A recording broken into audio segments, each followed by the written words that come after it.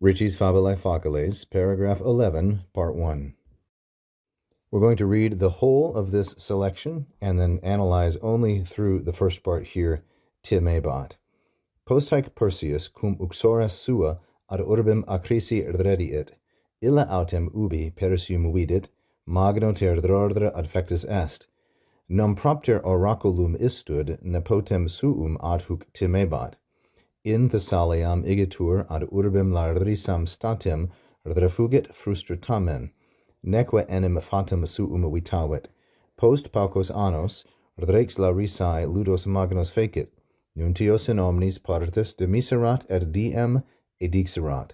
Multi ex omnibus urbibus Graeciae ad ludos convenerunt, ipse Perseus inter alios cirtamen discordrum iniit. At dum discum connicit, avum suum casu occidit. Acrisius enim inter spectatores eius certamenes forte stabat. So first, let's give a workable translation down through timebat, and then we will look at some of the grammar syntax, etc. After these events, Perseus, along with his wife, returned to the city of Acrisius. But that man, meaning Acrisius, when he saw Perseus, he was struck with great terror. For, on account of that oracle, he feared his own grandson still. This reading begins with a prepositional phrase, post haec. Haec is going to be neuter, plural, and accusative, because the preposition post always goes with the accusative and nothing else. After these events, now we get our subject, Perseus, masculine, singular, and nominative. Perseus is accompanied cum uxore sua.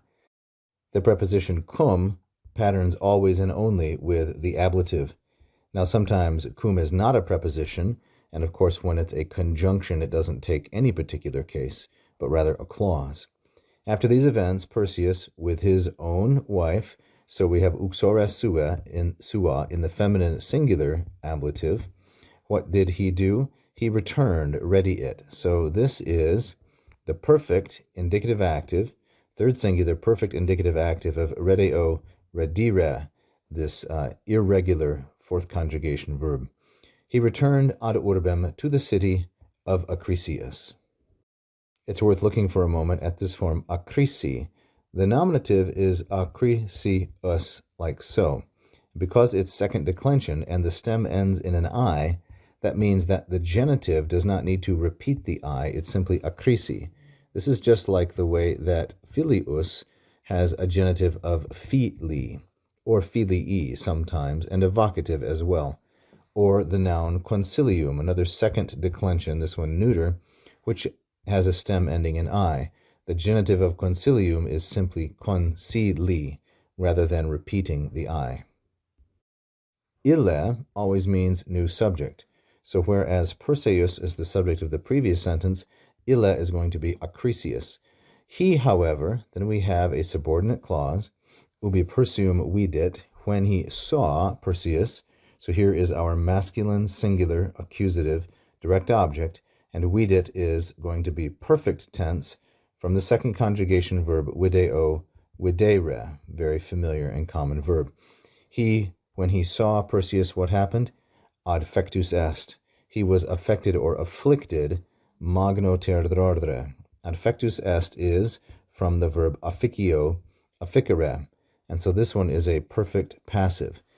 Adfectus est is a third singular, perfect, indicative, and passive. That would be its full parsing, we might say. Now, what was he afflicted by or influenced by? He was influenced by magno ter drordre. This is going to be masculine, singular, and ablative.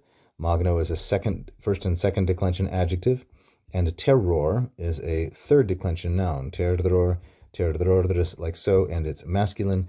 And this is going to be an ablative of instrument, ablativus instrumenti. By what was he overcome? Great terror. And now we're given the reason why. Nam, for propter oraculum istud, on account of that oracle. Propter is a preposition that takes the accusative. So oraculum istud is neuter, singular, and accusative. On account of that oracle, his own grandson, nepotem suum, masculine, singular, and accusative, he was fearing temebat, still, ad hoc, that's an adverb.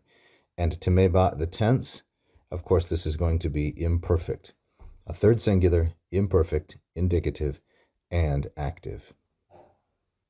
Thank you for watching. I hope you enjoyed that free lesson. Please like and subscribe, hit the bell. You can also become a patron at patreon.com/LatinPerDiem. And if you really loved it, you can leave a tip right here as a super fan. Thank you so much.